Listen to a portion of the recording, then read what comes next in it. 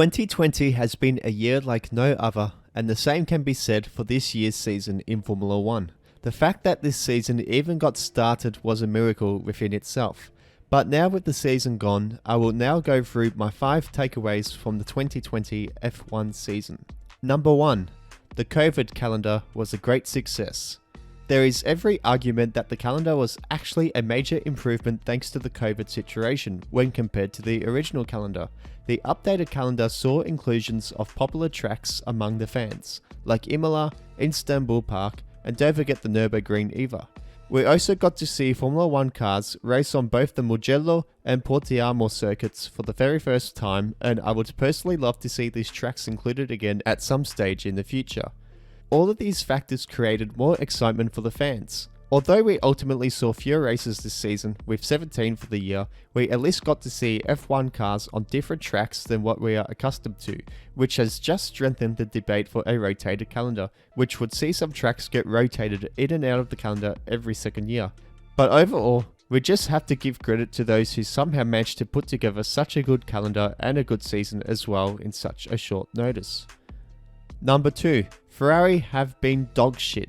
Yep, that's right, I'm just calling it for what it is. It has been a horrid year for Ferrari and Tifosi, including me, and they and myself will be relieved that the year is over, but there could be more pain on the way next year since the new drastic regulations for the cars have been put on hold until 2022, and for the first time in over a decade, both Ferraris would finish outside the top 10 in a race based on performance as the only indicator, with both 13th and 14th at Spa and then again at Abu Dhabi. Mattia Binotto would be under extreme pressure to make improvements in the Ferrari car, as the prancing horse only managed 6th in the Constructors in 2020, its worst season since 1980.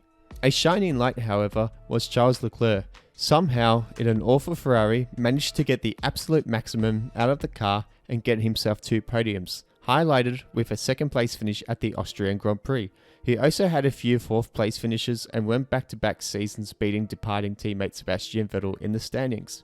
But I think the pain won't be over for some time, with only minor changes overall for next year in terms of car development, and it has now been 13 years since they last had one of the drivers win a world championship. That was Kimi Raikkonen back in 2007.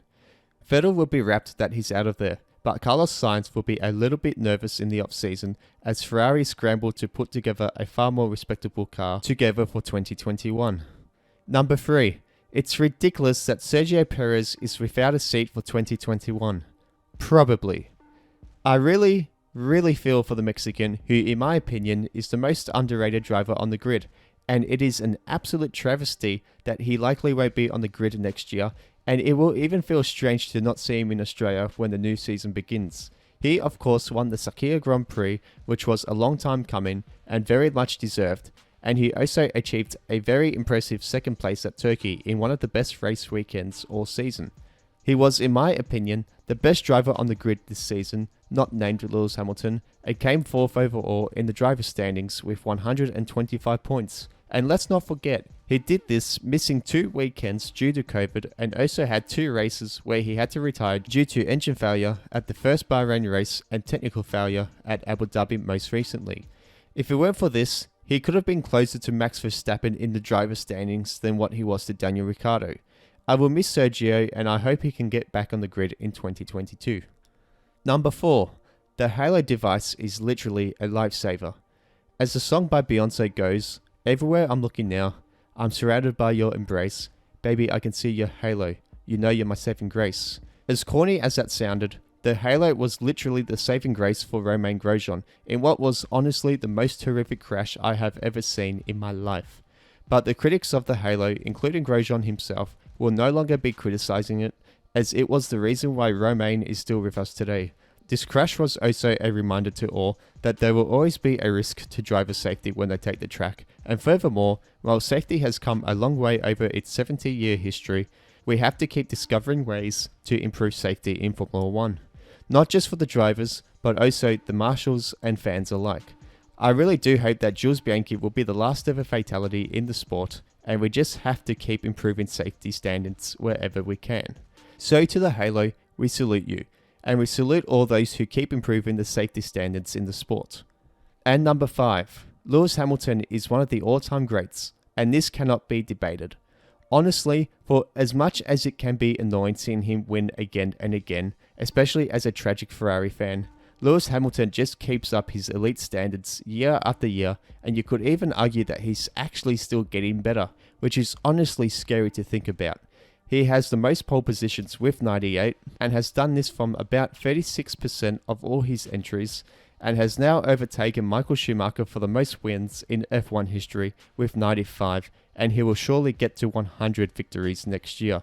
But most of all, he is now a 7-time world champion, a record only matched by Michael Schumacher, and to be honest, if Hamilton can keep up this motivation, he will not only become an 8-time world champion next season, but by the time that he does retire, he could even be on double digits. Don't get me wrong, you need a great car in order to achieve the things he's been able to achieve.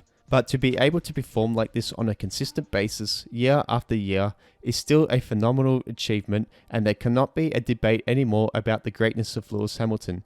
You don't have to think he's the greatest driver ever, but people have to stop denying that he's just lucky because he's in a great car. He's earned every right to be in the best cars to begin with. And these were my 5 takeaways. There were for sure many other takeaways I missed in this video, so I'll give some honourable mentions to Gasly's remarkable win, showing that he is a talent that was probably mismanaged at Red Bull, as well as George Russell, showing the world that he can be a world champion one day. But I'm sure there were many other takeaways as well from this season. But anyway, let me know if you enjoyed this F1 season in 2020, and let me know your takeaways from the 2020 season. Subscribe to the channel and stay tuned for more content coming your way soon.